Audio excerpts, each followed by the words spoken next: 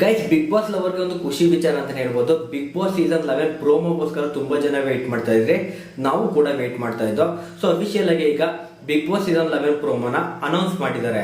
ಹೌದು guys, big Boss season 11 ಪ್ರೋಮೋಗೋಸ್ಕರ ತುಂಬಾ ಜನ ವೇಟ್ ಮಾಡ್ತಾ ಇದ್ರೆ, ನಿಮ್ಗೆಲ್ಲ ಇದು ಖುಷಿ ವಿಚಾರಣೆ ಆಗಿದೆ. ಈಗಷ್ಟೇ ಜಸ್ಟ್ ಈಗ ಒಂದು 3 hours ಬ್ಯಾಕ್ ಈ ಒಂದು ಪ್ರೋಮೋನ ಅವರು ಅಪ್ಲೋಡ್ ಮಾಡಿ ಅನೌನ್ಸ್ ಮಾಡಿದ್ದಾರೆ.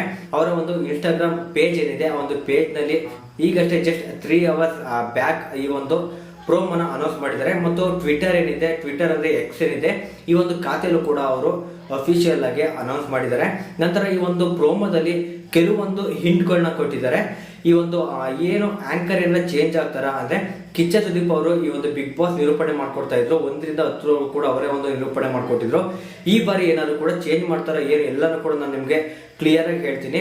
ಸೊ ಗೈಸ್, ನೀವು ಇನ್ನೂ ಕೂಡ ಈ ಒಂದು ಪ್ರೋಮೋ ನೋಡಿಲ್ಲ ಅಂದ್ರೆ ಈ ಕೂಡಲೇ ನೋಡ್ಕೊಂಡ್ ಬನ್ನಿ. ಇಲ್ಲ ಅಂದ್ರೆ ನನ್ನ ಒಂದು ಟೆಲಿಗ್ರಾಮ್ ಚಾನಲ್ ಅಪ್ಲೋಡ್ ಮಾಡಿದ್ದೀನಿ, ಅಲ್ಲೂ ಬೇಕಿದ್ರು ಕೂಡ ನೀವು ಹೋಗಿ ನೋಡ್ಬೋದು.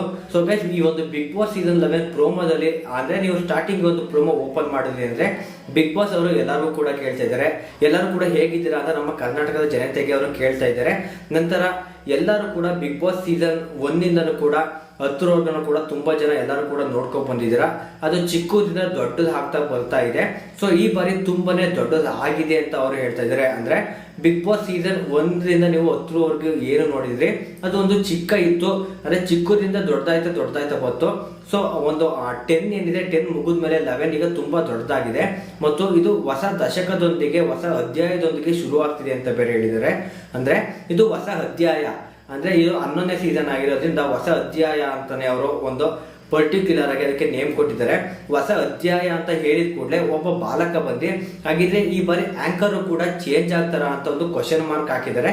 ಬಟ್ ಯಾವುದೇ ಕಾರಣಕ್ಕೂ ಕೂಡ ಆಂಕರ್ ಒಂದು ಚೇಂಜ್ ಆಗೋದಿಲ್ಲ. ಬಟ್ ಏನೋ ಒಂದು ಡಿಫ್ರೆಂಟ್ ಆಗಿ ಬರೀ ಟ್ರೈ ಮಾಡ್ತಾ ಇದ್ದಾರೆ, ಅದಂತೂ ಪಕ್ಕ ನಾನು ಹೇಳ್ತೀನಿ.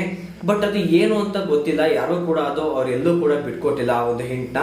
ನನಗೆ ಅನ್ಸೋ ಪ್ರಕಾರ ಅಭ್ಯರ್ಥಿಗಳ ಆಯ್ಕೆಯಲ್ಲಿ ಏನೋ ಒಂದು ರೀತಿ ಡಿಫ್ರೆಂಟ್ ಆಗಿ ಅವರು ಟ್ರೈ ಮಾಡಿದ್ದಾರೆ. ಇಲ್ಲಾಂದ್ರೆ ಅಭ್ಯರ್ಥಿಗಳನ್ನ ಆಯ್ಕೆ ಮಾಡಿ ಮನೆ ಒಳಗಡೆ ಕಳಿಸ್ತಾರೆ ನೋಡಿ, ಆ ಒಂದು ಪ್ರೋಸೆಸ್ ಏನಿದೆ, ಆ ಒಂದು ಪ್ರೋಸೆಸ್ ಅಲ್ಲಿ ಸಾಕಷ್ಟು ಬದಲಾವಣೆ ಮಾಡಿ ಬಿಗ್ ಬಾಸ್ ಮನೆ ಒಳಗಡೆ ಲುಕ್ ಆಗಿರ್ಬೋದು, ಮತ್ತು ಈ ಬಾರಿಯ ರೂಲ್ಸ್ ಅಂಡ್ ರೆಗ್ಯುಲೇಷನ್ಸ್ ಎಲ್ಲಾನು ಕೂಡ ಒಂದ್ ರೀತಿ ಡಿಫ್ರೆಂಟ್ ಆಗಿ ಮಾಡಿದ್ದಾರೆ ಅಂತ ನಾನಂತೂ ಅನ್ಕೊಂಡಿದ್ದೀನಿ.